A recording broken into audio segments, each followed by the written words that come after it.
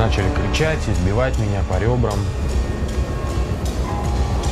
কল্পনা করুন তুষারে ঢেকে থাকা এক নির্জন তুন্দ্রার গভীরে আপনি একটা কারাগারের ভেতর বন্দী।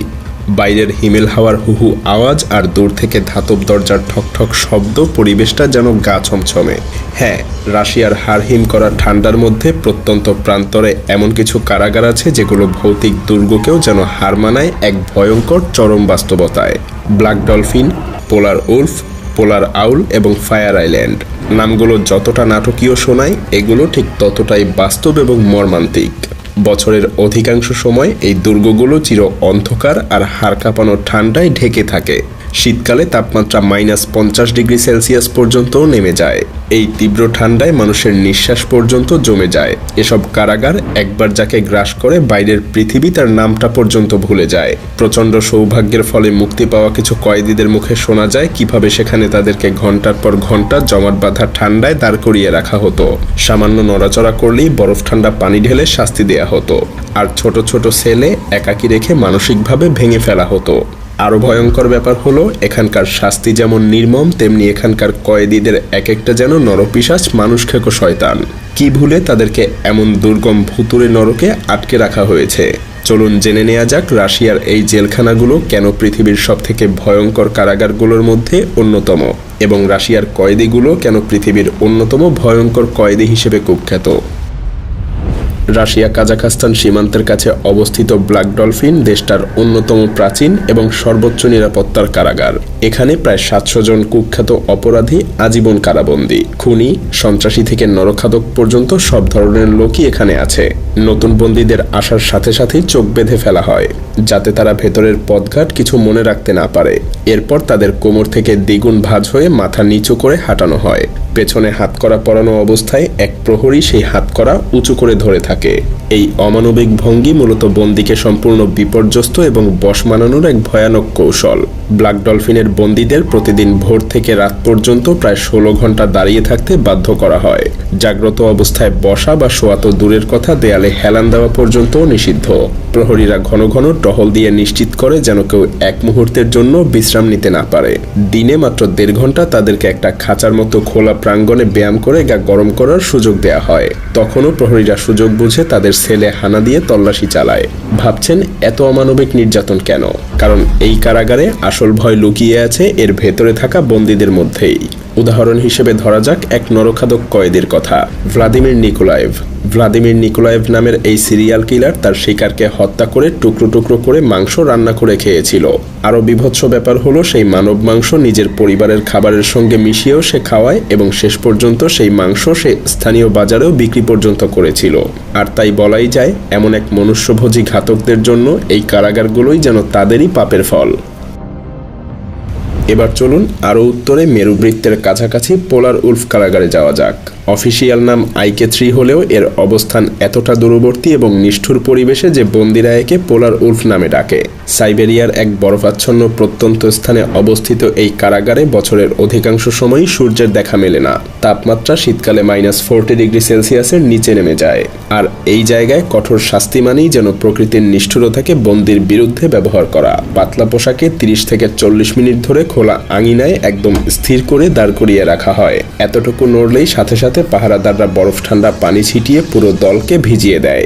গ্রীষ্মের উষ্ণ সময়েও এই কারাগারে বন্দীদের দুঃসহ সাজা চলতে থাকে। তখন চারপাশে অসংখ্য মশা এবং মাছি উড়ে বেড়ায়, কিন্তু বন্দীরা যদি সেগুলো তাড়াতেও হাত নাড়ে তাহলেও সেই একই পরিণাম। রাশিয়ার বিরোধী নেতা অ্যালেক্সেই নাভালনিকে এখানে পাঠানোর পর নানা অজুহাতে তাকে বারবার এই একাকী সেলে রাখা হয়েছিল। তিনি মোট 283 দিন পর্যন্ত পুরো একা একটা সেলে কাটিয়েছিলেন। প্রায় 10 মাসের সেই নিঃসঙ্গ বন্দিত্ব কোনো মানুষের মনকে ভেঙে ফেলার জন্য যথেষ্ট। নাভালনি পরবর্তীতে লিখেছেন কিভাবে ঠান্ডা সেলে তার ঘুম কেড়ে রাখতে মাঝরাতে প্রহরীরা চিৎকার করত, সজোরে গান বাজাতো এবং সামান্য বিরতিতেও তাকে শাস্তি দেয়া হতো। আর 2024 সালের ফেব্রুয়ারিতে এই ভয়াল পোলার উলফ কারাগারেই তার মৃত্যুর ঘটনা ঘটে।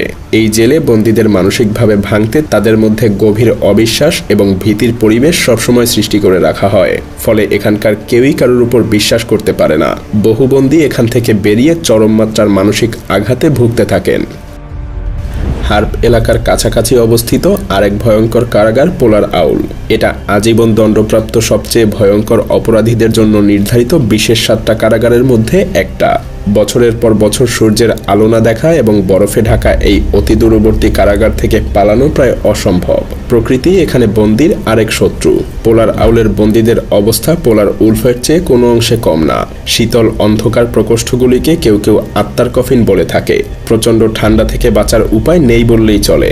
কোনো সেলে কোনো হিটার নেই। কিছু কিছু ক্ষেত্রে দেয়ালে হিটারের ছবি এঁকে রেখেই উপহাস করা হয়। বন্দীদের অনেকেই বলেছেন এখানকার খাবার অতি সামান্য এবং নিম্নমানের। চারপাশ নোংরা আর প্রহরীদের মারধর তো নিত্যনৈমিত্তিক ব্যাপার।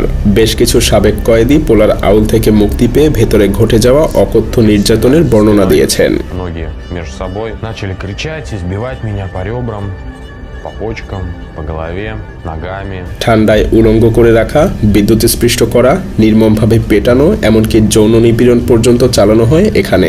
এই সমস্ত অত্যাচারের উদ্দেশ্য একটাই, বন্দির শরীরের সাথে সাথে তার আত্মবিশ্বাস এবং মানসিক শক্তিকেও চূর্ণ করে ফেলা। তাই সেসব বন্দী মুক্তি পেয়ে গেলেও বাকি জীবন বহন করে এই কারাগারের দগদগে স্মৃতির ক্ষত।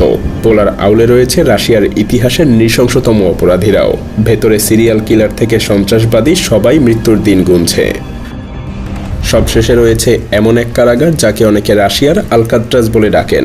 এটা কেন্দ্রীয় রাশিয়ার ভলগদা অঞ্চলের একটা হিমশীতল লেকের মাঝে ছোট্ট দ্বীপের মধ্যে অবস্থিত এক বিশেষ নিরাপত্তা বেষ্টিত কারাগার।